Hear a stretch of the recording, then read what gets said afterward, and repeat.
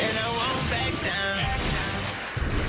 Deion Sanders' impact coaching at Jackson State has started to reverberate around the college football world as another HBCU, Tennessee State, announced that Heisman Trophy winner and former All-Pro running back Eddie George would be their next head coach, despite no formal experience, really. And now Sanders says other NFL alumni could be looking to coach at HBCUs, saying that Hall of Famers and former Ravens Ray Lewis and Ed Reed are intrigued and that their interest, quote, could be a phenomenal thing. So, Shannon, can you see this becoming a trend with former stars taking HBCU gigs? I think the thing is guys want to coach, and this is where they have to start. This is their launching point. This is their jumping off point, Skip.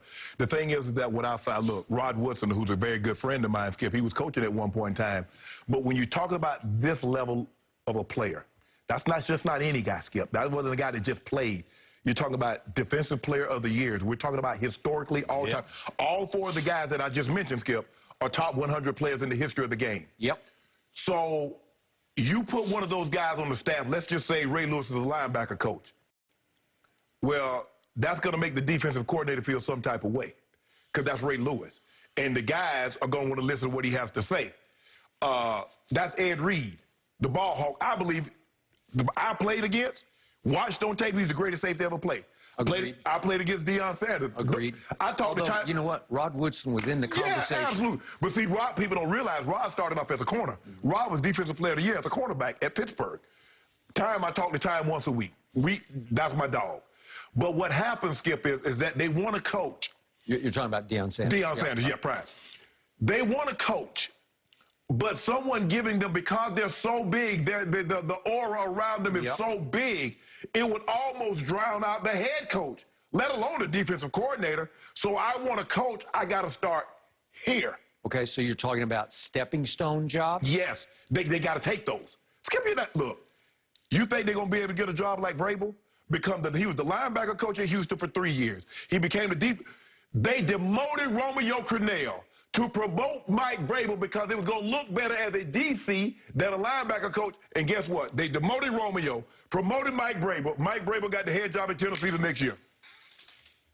And then and after that, guess what? Romeo Crennel went right back to being a DC. See how they did that? That's not going to happen. So Tom, you don't think Tom would like to coach at a Power 5 or a bigger school? But he got to start here. So they want to coach, but they realize they're not going to get the opportunities because they're Skip, that ain't just anybody.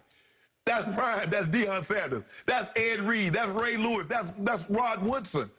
And, you know, Rod said anytime that he was, you know, he used to coach at the Raiders, but, like, he would try to, like, correct the guy and said, you know, people get upset. He's like, well, I'm just saying, what you're teaching is not going to work on Sundays. And people take offense to that. Just teach what I'm telling you. Who you think knows more about a technique of playing cornerback or safety?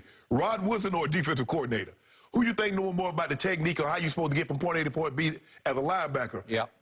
And so that's the problem that they're running into. So I don't know if it's necessarily per se, I'm glad that black colleges are benefiting from these great minds being head coaches, but I think that the opportunity is that this is where they have to start. We ain't got no problem with that, Skip, because, hell, we always had to start at the bottom, and everybody know what I'm talking about. So there ain't no problem. Not that this is bad or anything, but I believe everybody wants to test their mettle. Nick Saban went to the NFL, Skip, because he wanted to see if he could do it, right? He found out it was a lot more difficult than he actually thought it was. He took his butt back to college, where he's the greatest college coach in NCAA history.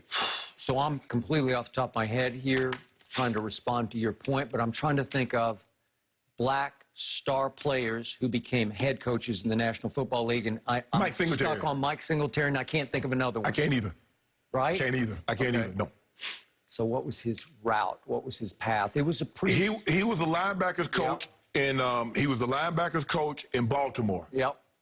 And then, if I'm not mistaken, I think he became the DC. No, he might have just got the head job at the 49ers. I think it was a pretty meteoric rise, but it was a solo rise because I can't think of another one, to your point. Okay, so silly me on this. When I thought of this last night, I was looking at it with rose-colored glasses because I wasn't thinking of stepping stones. I was thinking of places in their hearts where they felt a passion and a calling to go to an HBCU to say they need some help and we can bring stature, which they definitely will bring. Yeah. Right? Yeah. I think they can be successful.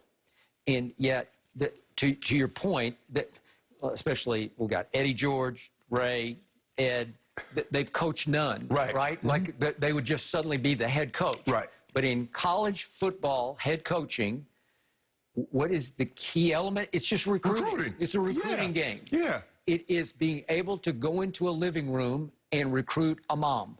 To me, and all four of the ones we named would be powerful, charismatic recruiters. Yeah, right? absolutely. Even if you just had them on your staff, Skip, because I think Ed, at one point in time, he was helping at the University of Miami. Well, I think he still is. Okay. I think he was. I think he did last year. Yeah. Right? Yeah. Okay. You don't get any better. You can't get any better recruiters than those guys, Skip. Okay. So what needs to start happening is they need to take these jobs, and I'm just looking at their ability to succeed at Tennessee State or Jackson State or Savannah State or wherever it is. Right. How fast could they succeed? Well, they need to start flipping some 4-stars, maybe an occasional 5-star, to get themselves on the map. Right. And then, this is just me, my mind was really going crazy places last night. What needs to start happening is that occasionally they would recruit a really good white player. Yeah. Seriously, because when I went to Grambling and did my big piece on Doug Williams and Coach Robinson, and I spoke to the team. Didn't only the punters and the kickers. Well, but they had white kids on the team, and I was like, wow. Our kicker was white, Skip. Really? Yes. Oh, good. Okay. Yes. Well, so there's precedent for it. Yeah. But I'm talking about some, 4-star offensive tackle, white kid. If you could start getting an occasional one of those kids to go white here, guy, well, then all of a sudden you could start to be competitive with the powerhouses, right? Because, Skip, it's a lot of times is that you look at the black colleges and if you look at, I think they're probably, before the last, say, decade or so, there were more players from black colleges in the Hall of Fame than Power 5 white guys. Yeah. But what happened is that they saw, well, Mel Blount went to Southern. He in the NFL. Man, I played against Mel. I could go. And so you had a lot of guys going that route. Now we don't see nearly as many guys. I think Darius Leonard might be the biggest name that I can call off the top of my head, Skip, that went to HBCU, went to South Carolina State, and say the last 5 to 10 years. Guys go to Alabama. Hey, man, they had Julio, Calvin Ridley, Amari Cooper. It just seems like a faster track. Right. And so that's what you're going to have to do. You're going to have to get a couple of guys, go to the NFL, and see other guys see. Man, he went to the NFL from Jackson State. Because, Skip, nobody remember Robert Brazile. People don't, Walter Payton, they know who he is, but they don't really know that he, Lim Barney. Skip, there are a lot of guys in the Hall of Fame from Jackson State and Southern and Grambling. Too tall jump. Yes. Yeah. Tennessee State. Yeah.